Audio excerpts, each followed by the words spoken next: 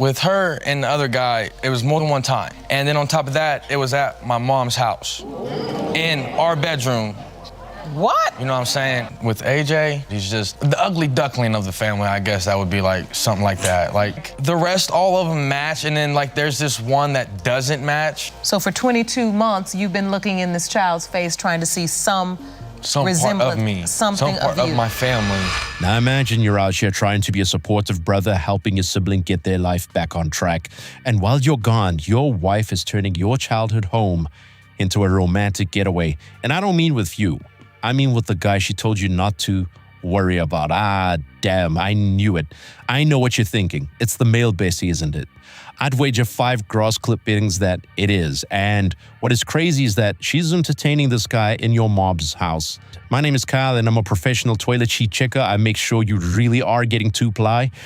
You are so welcome. Today, we're looking at Samantha and Joshua, who have been together since they were 16. We're talking GED classes and high school sweetheart vibes, but this isn't exactly a fairy tale. They've got 3 kids together. No, that's not what ruins the fairy tale. No. 2 daughters who Joshua has no doubt about. And then there's the 22-month-old, the baby that Joshua refuses to claim. 5 years of relationship chaos, mutual cheating, phone tracking paranoia, and sacred ground being violated in the worst way possible. Let's get into it. Mr. Stevens started cheating on me. I was always at home with the baby. He cheated on me for the first 5 years of our relationship. You know, he was always out with girls. But like, I only cheated on her because I would go through her phone and she would have messages erased and messages that didn't make sense. On her social medias, she would have, you know, like you can just type in a letter or you can go to the recent search and it would tell you all who you searched up on that phone. And like, so I would see her exes on there. So like, I didn't trust her. She wants to say like, I cheated on her for the 5 years, but like there'd be times when I'd text her and ask her like, hey, where you at? Well, she's supposed to be at home, but yet she's in a different state. She was in a different state. She was not at home. She was not at home. No, she was in Indiana. I was at home. Joshua and Samantha met at 16 in GED classes. Young love, right? They move in together, have their first daughter. Everything seems like it's on track. Then Joshua starts cheating. And not just once or twice. According to Samantha, he cheated on her 5 years straight. 5 years is a long time, right? And Josh, can I call him Josh? I'm calling him Josh. Joshua has a completely different version of events. He says he only started cheating because he couldn't trust her.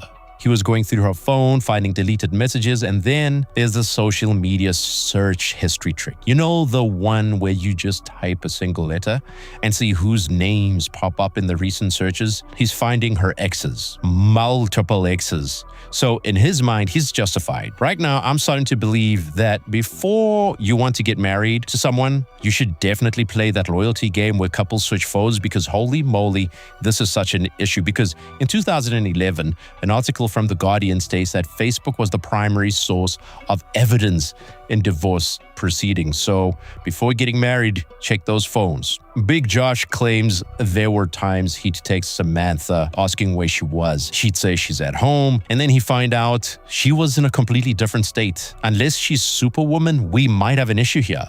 Samantha admits she eventually stepped out too, but she claims she didn't cheat until right before their son was conceived. She frames it like it was retaliation, like she finally reached her breaking point after 5 years of being disrespected. And honestly, if someone cheated on you for 5 years, I could see how you would snap. But we haven't even gotten to the worst part yet, because the betrayal itself, where it happened, that's what's been destroying Joshua for 22 months. And when you hear the details, you understand why this man has been living in psychological torture.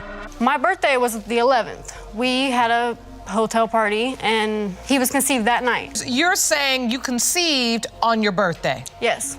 I was with the other guy. But this is the thing though, like, but we had a little bit kind of did it before her birthday, and we ended up meeting somewhere, and that was the first time it happened. And then about a week and a half goes by, and then it was her birthday.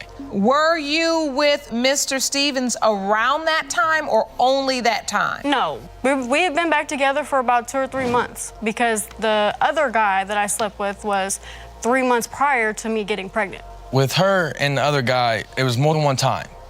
And then on top of that, it was at my mom's house, in our bedroom. What? You know what I'm saying? And at my parents' house, and like I begged for them. I admit what I did honestly, was that's what wrong. happened. No, that is beyond wrong. My brother, he ended up coming down from Ohio, so like I ended up venturing off to help him try to get his life back on track. And when the process of me trying to help him do that happened on me. How do you end up with another guy? You knew him already? I knew him already. I basically just got tired of Josh's cheating. We took a little break, and he had someone else that he was messing with, so I messed with someone else too. And so you say this happened 3 months before you and Mr. Stevens got back together? Yes. And that was also 3 months before Adrian was conceived? Yep. But you don't believe that, Mr. Stevens? Not one bit. Why do you believe this other man is Adrian's biological father? Because I don't see my side of the feature in him. When you look at Adrian, you see the other guy. A little bit, yes, ma'am. Yeah. So even though you're there 22 months, the past 22 months, you're there, you try to treat Adrian just like the other children. Yes, ma'am. But when you're with him, are you constantly looking at him and comparing features? And are you having constant reminders that you don't? A lot of the times, but I try not to because it messes with me. That gives me more doubt, and like I just don't want that. Like, I want me and him to have a bond. Like, I want us to be able to go fishing. I want us to be able to go hunting and do stuff together. And that upsets you? Yes, ma'am. Big J has a brother in Ohio who's going through something. We don't know exactly what, but it's serious enough that Joshua drops everything and drives to Ohio to help him get his life back on track. He's doing the right thing, being responsible, being a brother. And while he's gone, Samantha doesn't cheat once. She brings the other guy to Joshua's parents' house and takes this man into the bedroom that she shares with Joshua, the bed they sleep in his mother's home. Like, can we have some decorum, please? Rather cheat in a dingy motel like a regular cheater. Think about the layers of violation here. Every time he walks into his mother's house now, he probably sees this image in his mind. How do you even sleep in your bed, knowing that your wife was screaming, well, probably whispering because the mom could drug up any minute, and there is no way you can claim you saw a mouse or something. If it were me, I'd buy my mom a new house and declare the old building condemned. But that is just a fantasy because the amount of money to do that is crazy. And also my mom passed away, so it wouldn't be logical for me. So all of this has caused him to look at baby Adrian, trying desperately to see himself, comparing the baby to his two other daughters who he knows are his, which he then chose the wrong dialogue box in his mind and used a phrase that was honestly not very good. Now, that phrase sounds harsh, but let me explain what he really means. It's not that the baby is actually ugly. No. It's that when you line up all three kids, two of them clearly look like they belong to the same family. And then there's Adrian, who looks like he came from somewhere else. Now, the tragedy is that Joshua wants to love this child.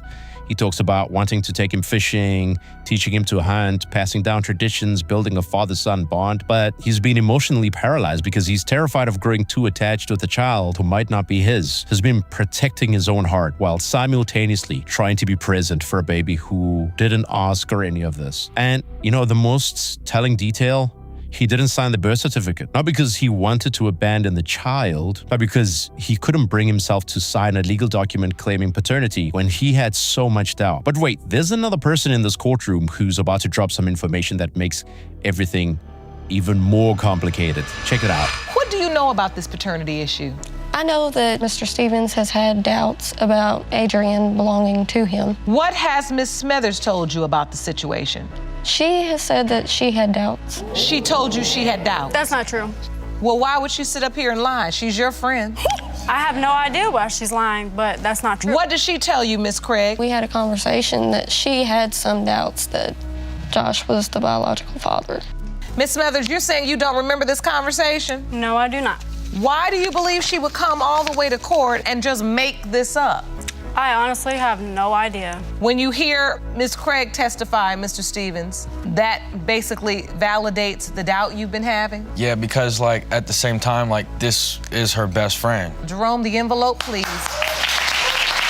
In the case of Smethers versus Stevens, when it comes to 22-month-old Adrian James Stevens, Mr. Stevens, you are the father.